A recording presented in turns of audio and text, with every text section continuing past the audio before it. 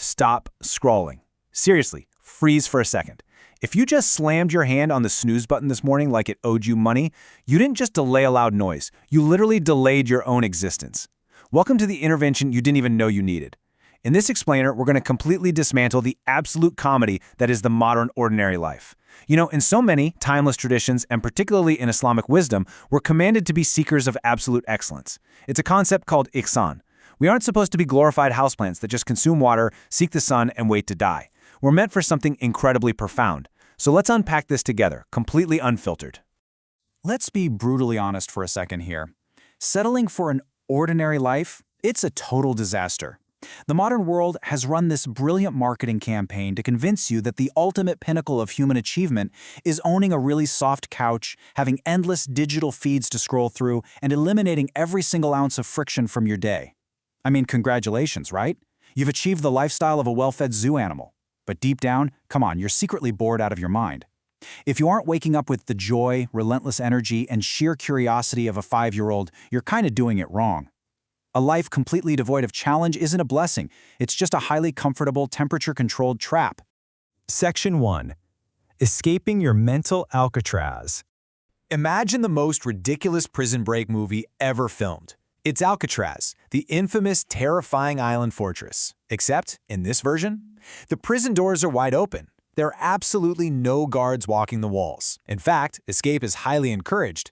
Yet, all the inmates are just sitting in their cells complaining about the cafeteria food. That is exactly where you're living inside your own head right now.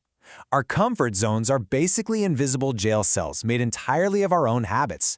And it's hilarious and tragic at the same time. We choose this familiar, boring discomfort over an unfamiliar, massive new possibility simply because we're terrified of the unknown. It's like you're sitting in a sinking boat, complaining your feet are wet, but you're completely unwilling to swim to the beautiful, safe island directly in front of you. Habit is a prison, and man, you are the one holding the keys. Section 2. The planning phase graveyard. Let's look at how we trick ourselves. Okay, we all do this, and it's time to publicly call ourselves out. You know exactly what I'm talking about.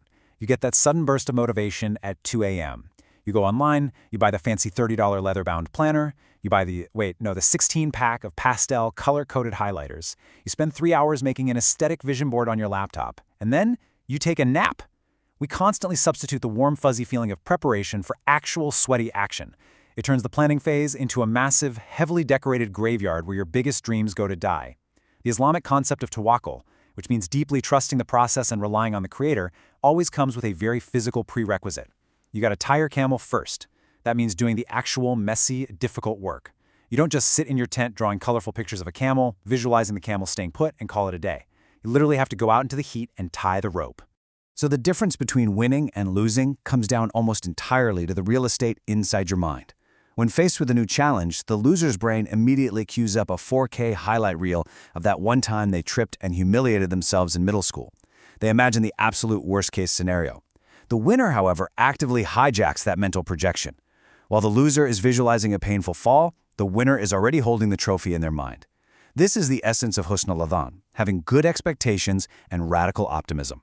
You force your mind to focus purely and aggressively on what you desire to happen, not what your anxieties or terrified might happen.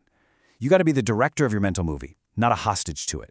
Now, you might be thinking, the goal of all this is to achieve perfection and never make a mistake again. Absolutely wrong. You should actually want to get your butt kicked by life and still be fiercely, irrationally excited to show up again tomorrow.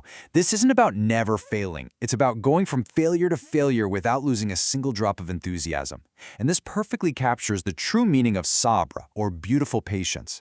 A lot of people think sabr means sitting quietly in a corner and just tolerating misery. No way. Sabr is active, ferocious endurance. It's getting knocked out, waking up on the mat, spitting out the blood, and politely asking the universe for round 2. That willingness to taste defeat and not become a jaded, bitter cynic, that is your ultimate superpower. Section 3. Why you need pain. Listen up, because here is the absolute most controversial truth of this entire explainer, and it's going to flip everything you thought you knew upside down. The exact hardship you're crying about and constantly praying to avoid, it's actually exactly what you asked for. If you pray for strength, discipline, or patience. You don't get a magical glowing gift box dropping from the sky with superpowers inside. The universe just doesn't work like that. If you want strength, you're handed a tremendously heavy barbell. You're handed pain. You're handed massive mountains to climb. These hardships are ibtala, trials and tests meant specifically for the purification of your character. It's quite literally a gym for your soul. Think about it. If you want bigger physical muscles, you have to tear the fibers by lifting heavy, highly uncomfortable weights. The exact same biological and spiritual principle applies to your personal growth. Pain isn't a punishment, it's a forced eviction notice from a stale, stagnant, mediocre life. Think about every comic book movie you've ever seen. Both the villain and the hero get hurt, right? They always have the exact same tragic, painful backstory. But the difference is entirely in the response. The villain gets hurt and says, well, the world hurt me, so I'm going to make the world bleed. They use their pain as a weapon out of pure ego. The hero experiences that exact same agonizing pain and says, the world hurt me, and I am going to make sure nobody else ever has to feel this. They use their pain as an indestructible shield to protect others. It is never, ever about the unfair things that happen to you. It's 100% about how you choose to transform that adversity. You literally have the power to grab the pen back from life and rewrite your own story. Section 4. Day 1 versus Day 800. We absolutely love to overcomplicate success. We're obsessed with finding secret matrix pills, morning routine life hacks, and magical shortcuts. But honestly, the math of success is brutally, wonderfully boring. The only difference between Day 1 and Day 800 is relentless, unglamorous consistency. Small, consistent, deeply boring actions are the most beloved and the most effective. You literally just start on Day 1. Then you wake up, completely ignore your temporary feelings, and do it again on Day 2. You don't need a massive, cinematic wave of motivation. You just need to put one foot in front of the other, day in and day out, until the habit solidifies into your new lifestyle. You have to refuse to give yourself an escape hatch.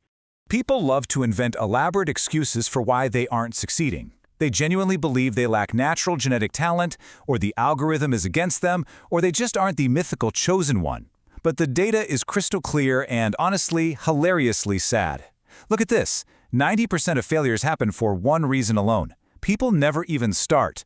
They never even walk up to the starting line because they're paralyzed by the fear of looking silly.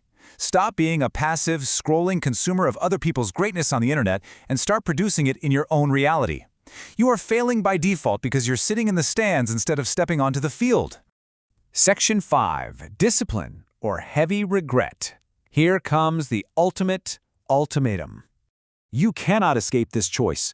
You are going to experience pain one way or the other in this life. There's no magical, pain-free path through the woods, so you have to consciously pick your poison.